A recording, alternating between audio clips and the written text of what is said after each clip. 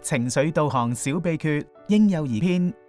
情緒係與生俱來嘅自然反應，由出世開始，無論小朋友有咩情緒，只要家長細心觀察、理解並接納，為佢情緒導航，就可以促進小朋友身心健康發展。嬰幼兒嘅語言能力有限，要回應佢哋嘅情緒，家長可以參考呢3個秘訣：細心觀察，留意小朋友同自己嘅情緒同狀態；轉換角度，多包容同體諒，把握親子機會；表達同感，俾小朋友知道你感同身受。一齊睇下家長可以點樣回應嬰幼兒嘅情緒啊！回應嬰幼兒情緒嘅秘訣：4個月大嘅 BB 將玩具擺入口，工人姐姐見到即刻一面將玩具掹走，一面叫 BB 唔好放嘢入口。No no！ 媽媽細心觀察到 BB 喊嘅原因，就提醒工人姐姐：我明白你驚件玩具污糟，但轉換角度諗，BB 喺呢個階段中意咬嘢，就咁掹開唔俾佢咬，佢梗係唔開心啦。我哋可以俾件乾淨嘅牙膠佢咬啊。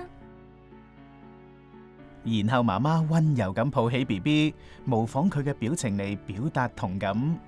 跟住工人姐姐遞上乾淨嘅牙膠俾 BB，BB 笑返啊！我哋又睇下另一個情況。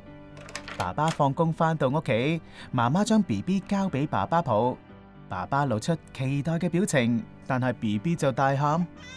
爸爸細心觀察自己同 BB 嘅感受同需要，心諗 BB 唔知自己係有啲失落，但係9個月大嘅 BB 驚同媽咪分開都好正常嘅。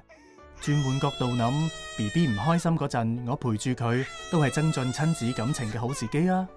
然後爸爸溫柔咁安撫 BB， 向 BB 表達同感話：BB 唔開心，想要媽咪啊，一齊去搵媽咪先。唉。於是爸爸抱住 BB 喺廚房外面望住媽媽，BB 慢慢就冇喊啦。其實喺小朋友開心時都可以用呢啲秘訣回應，一齊睇下。婆婆忙住準備晚餐，1歲半嘅孫仔拎住啲玩具，笑住走嚟想叫婆婆陪佢玩。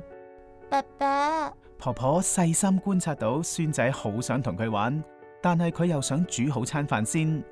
婆婆轉換角度諗，孫仔唔明婆婆而家唔得閒，都係想人陪。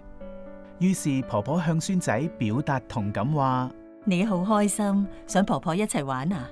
不如你坐喺廚房門口呢度，我望住你玩，婆婆煮完餸就同你一齊玩啦。因為感覺到婆婆陪住佢，孫仔面帶笑容坐喺廚房門欄外面，喺婆婆嘅視線範圍內繼續玩得好開心，而婆婆亦可以安心繼續準備晚餐啦。小朋友有情緒時，家長能夠細心觀察，留意佢哋同自己嘅情緒變化，轉換角度，提示自己呢個係親近小朋友嘅機會，再表達同感，不但可以為佢哋建立安全感，亦有助增進親子感情。想知道更多有關幼兒社交情緒發展嘅資訊，同埋回應學前兒童情緒嘅技巧，請收睇聯繫情感同情緒導航5部曲影片。想認識多啲情緒導航，歡迎瀏覽衛生署家庭健康服務網頁 www.fhs.gov.hk， 參閱有關小冊子。